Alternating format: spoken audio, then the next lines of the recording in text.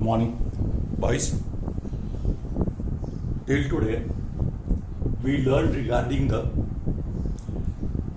stoichiometric defects in solids.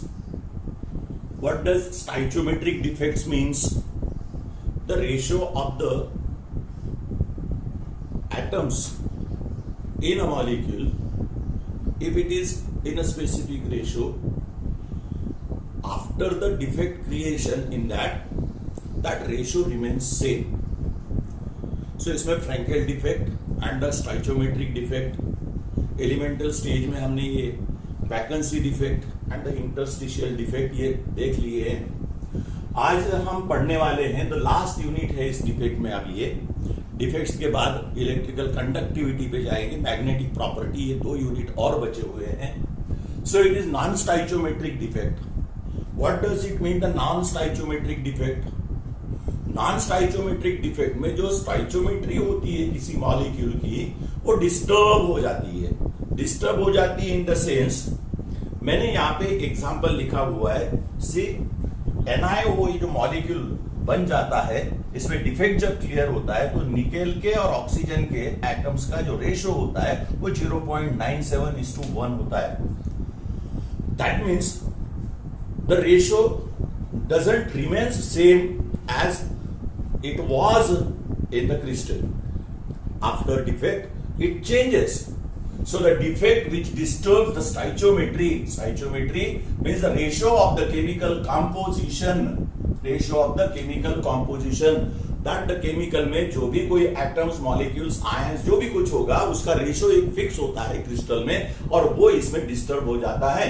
So defect which disturbs the stoichiometry of the compound is known as a non-stoichiometric defect. अब ये होता क्या है? This defect is due to the either presence of, एक तो उसमें access में metal ions होंगे और उस क्रिस्टल में मेटल आयंस की कमी आ जाएगी. This defect is due to the either presence of excess metal ions or the deficiency of that.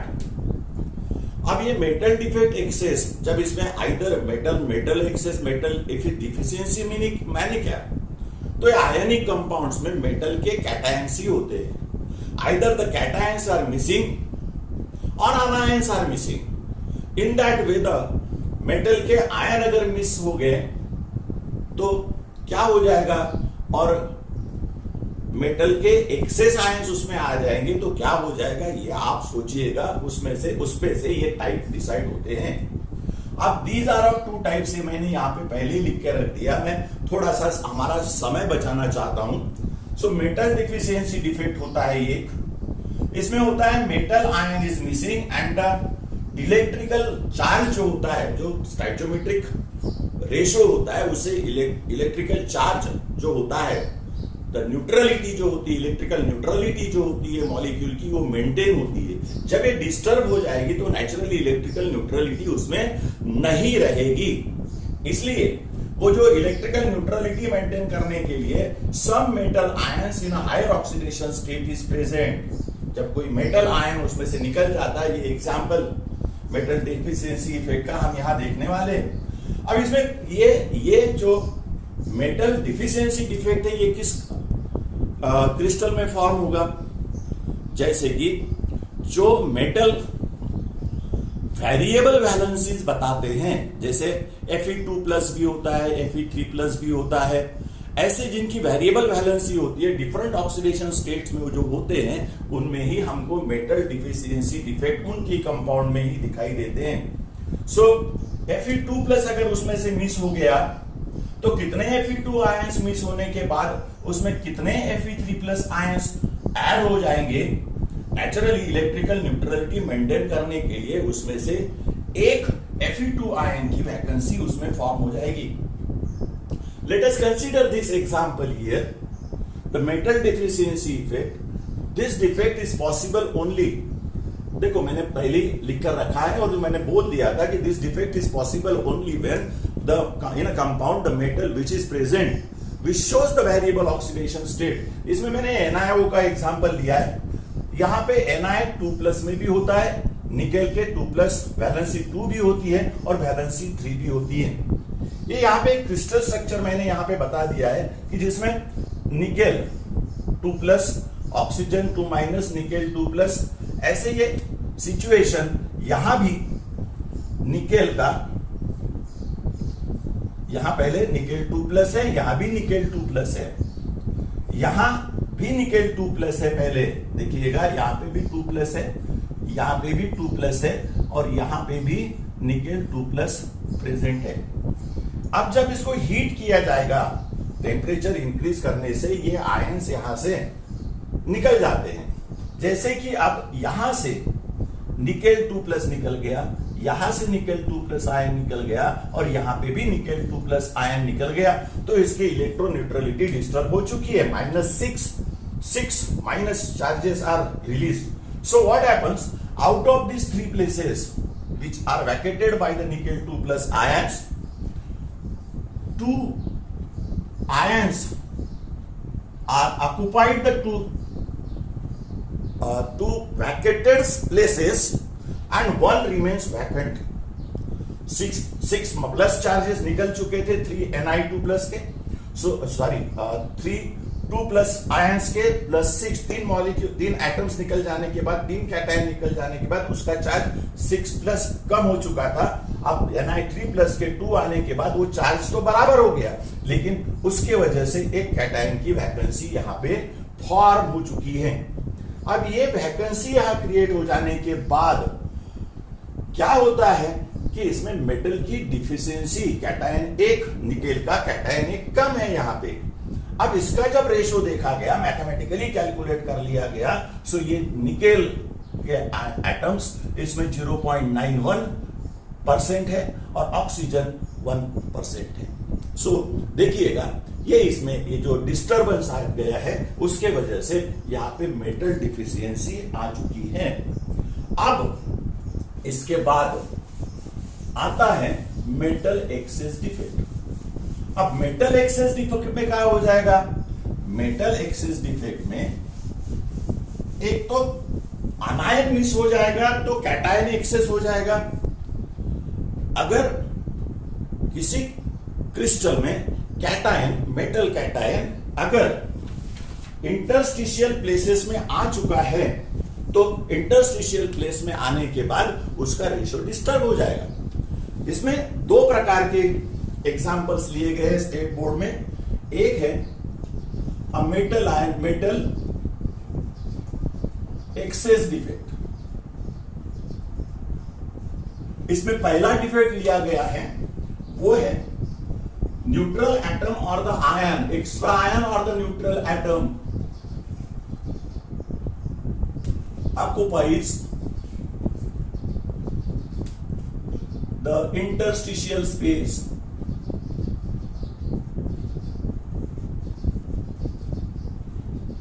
ये एक प्रकार इसमें है कि जब किसी क्रिस्टल्स को हीट किया गया तो जो आयंस निकल जाते हैं, जैसे कि यहाँ पे ये अनायन है, ये कैटायन है, ये अनायन है, ये कैटायन है। इस तरह से इसका स्ट्रक्चर अगर हम बताते हैं, सो नेचुरली अब यहां पे होगा क्या कि मैं एक लेयर और निकाल लूं यहां पे, तो आपको थोड़ा सा और जल्दी से समझ में आ जाएगा।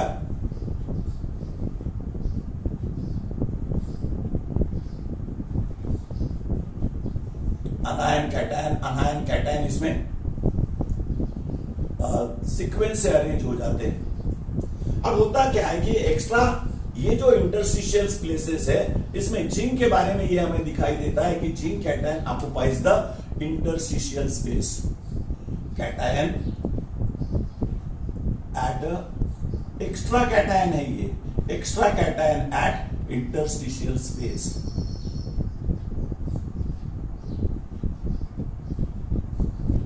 ऑलराइट, अब ये एक्स्ट्रा कैटायन आने से उसमें वैकेंसी क्रिएट हो चुकी है, सॉरी मेटल एक्सेस डिफेक्ट आया हुआ है। वैसे ही जिंक का ऑक्साइड अगर है, zinc oxide is white in colour.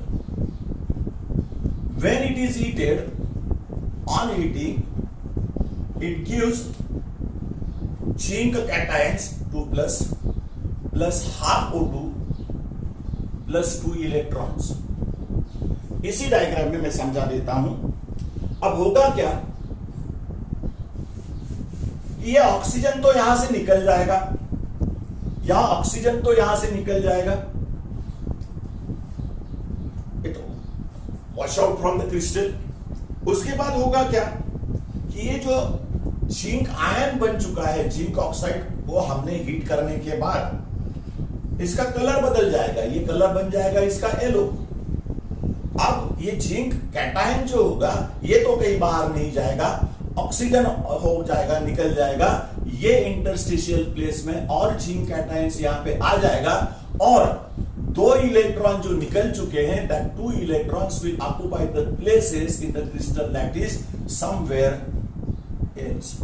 What happens as the free electrons are introduced in this, the electrical conductivity of the crystal or the metal salt that will increases.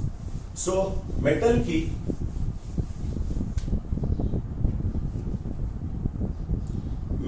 Electrical conductivity इसके वजह से increase हो जाती है।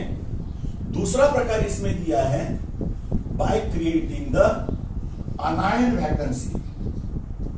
अनायन vacancy ये आपके लिए बहुत ही ज्यादा इंपॉर्टेंट है। होता क्या है, और ये हमेशा हमें दिखता है मेटल हैलाइड्स में, ये अनायन वैकेंसी से अनायन अगर निकल चुका है तो मेटल कैटायन उसमें एक्सेस हो जाएगा, और ये इसके एग्जांपल्स पाए जाते हैं मेटल हैलाइड्स में।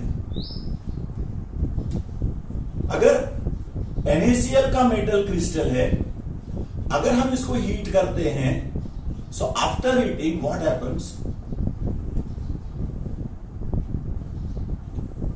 it will also give you the sodium ions, but now that the metal crystal heated in presence of sodium vapors, इसकी वेपर्स फॉर्म हो चुकी है। अब ये जो अब मैं सभी आयंस एक जैसे निकाल रहा हूं उसको थोड़ा सा समझ लीजिएगा, और ज्यादा समझाने की जरूरत नहीं पड़ेगी, ठीक है। अगर हम इसको हीट कर रहे हैं, ये सोडियम 1+ है, आप अरेंज कर सकते हैं इसको अल्टरनेटली, या क्लोरीन होगा और यहां सोडियम आयन होगा। सो यहां सोडियम होगा तो यहां क्लोराइड आयन होगा। नेचुरली इसको सोडियम वेपर्स में जब हीट कर रहे हैं तो इसका सोडियम आयन में कन्वर्शन हो जाएगा और इलेक्ट्रॉन यहां पे फ्री होगा। ऐसे समय इस सोडियम वेपर्स में जब इसको हम हीट कर रहे हैं तो यहां से एक अनायन यहां ऊपर निकल जाता है।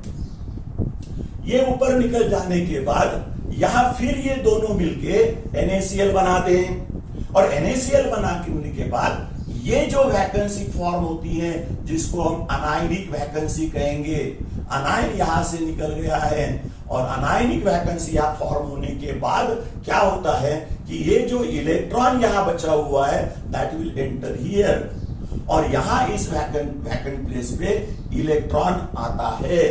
आपको पता है कि when electron is excited then it absorbs certain amount of energy, but it when comes back to its original place what happens, it radiates certain amount of energy, और वो फ्रीक्वेंसी जो होगी उस फ्रीक्वेंसी का कलर हमें दिखाई देता है।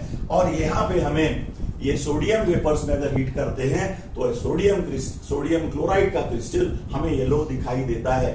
अब ये जो फ्री इलेक्ट्रॉन इस अनायन के जगह पे आ चुका है इसको कहते हैं हम एप सेंटर।